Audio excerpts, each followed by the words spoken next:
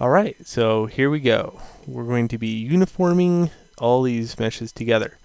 Now the best way I found out is and we're going to make, since there's 4 different main sections of different types of materials, so there's a wood, there is a metal, there is a cement, and there's a brick. And there's one more corrugated metal that doesn't count at all, but count them up. That's about 4 or 5 of these. And it would be nice to be able to visualize the change behind all 4 of those actual materials. So in order to do that, I can right click, I think, and I can duplicate this, or I can just make 3 new ones. Yeah, let's do that. 3 new ones would be better. Okay, so we'll go Lambert, Lambert, Lambert, Lambert. Okay.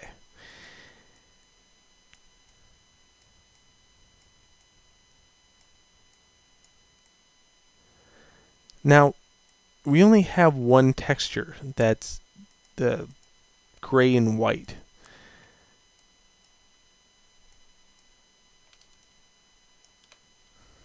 So I'll be adding these to these.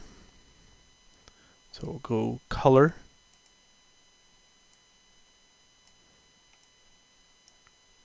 Color. Color. Color. Now, in order to add like something to tint these, you'll notice over here I have a lot of channels. Okay, I have bump mapping, I have ambient color, and if I change ambient color, you notice what happens. It glows. Okay.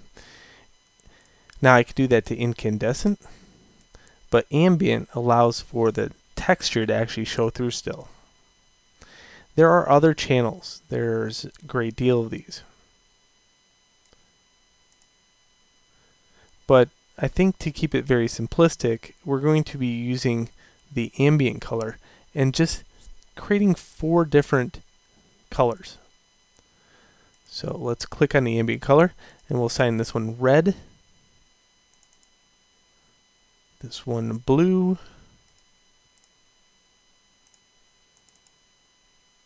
this one green, purple. The blue one's really hard to see, so I think we'll use yellow there. Ooh, yellow's even worse. Maybe we'll change the tint of it.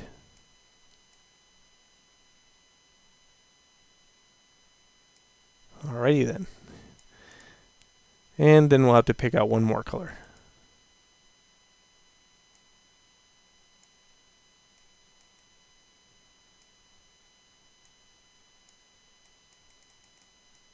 I don't see an orange anywhere, so I'll use it. There we go. So now we have 5 separate ones. Now, in order to straighten out this big, huge, hot mess, I can go like this. This is that middle button right here. We'll straighten out this workflow in order for me to label these. So, in order to label them, I can either right-click on each one of these, or I can go over to this tab, click here, and name this one brick.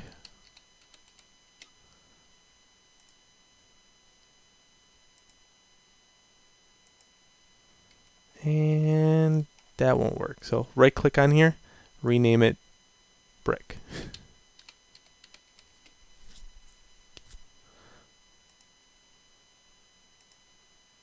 Ah, there we go. So that's where I had to name it right there.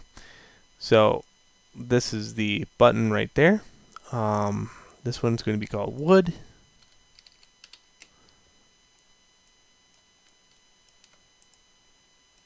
How about this one's cement?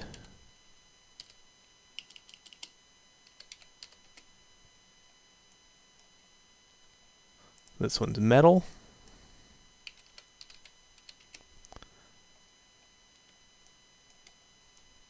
And this one's COR_metal, standing for corrugated metal. Alright, good. Nice workflow, nice and separated. Okay. Now, I'll show you which ones are brick and which ones aren't. So, these are brick. These are brick.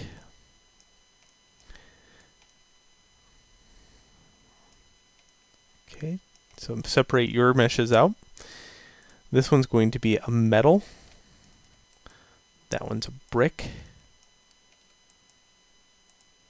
I think this is the stairway. Yep, these are stairs, so this is cement. This one's cement. That one's brick. It's a little dude. He's actually a windowsill. So I'll put this one and this one together. That's your windowsill. This is a separator mesh, it's called. It goes right there.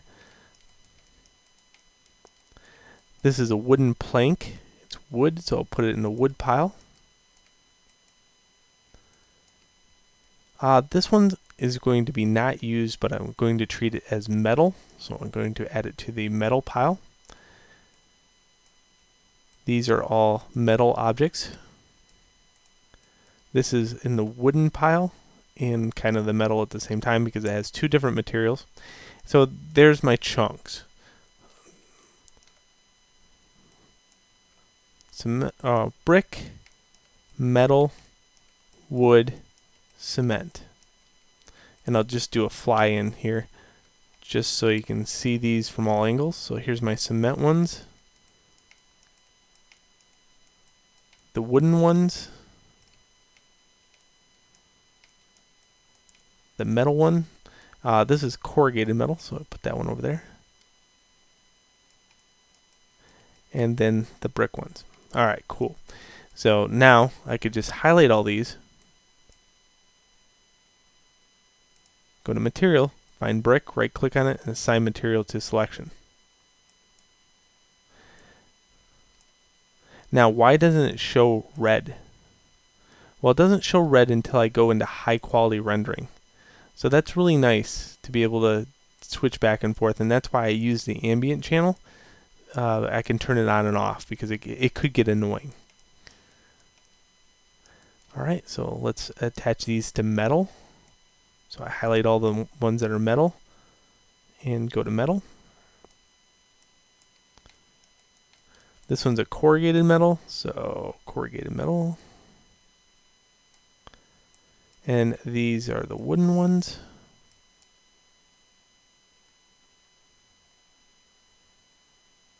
I don't have, oh yeah, I have one. And lastly, the cement.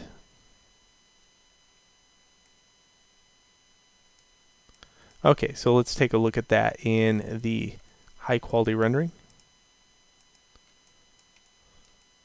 The blue is really hard to see, but I'm going to go with it. Very nice. So I packaged it up quite nicely. Now, all these squares have to be the same size for these. Oh, this is wood, not that one. Add that to the wooden pile. So yeah, all these materials or textures have to be the same resolution. These have to be sort of the same resolution. And in respect to the windows, this one doesn't have to be. The cement all has to be, and the corrugated metals all by itself. So it's a winner already. Now that we have these separated, let's look at resolution in the next video.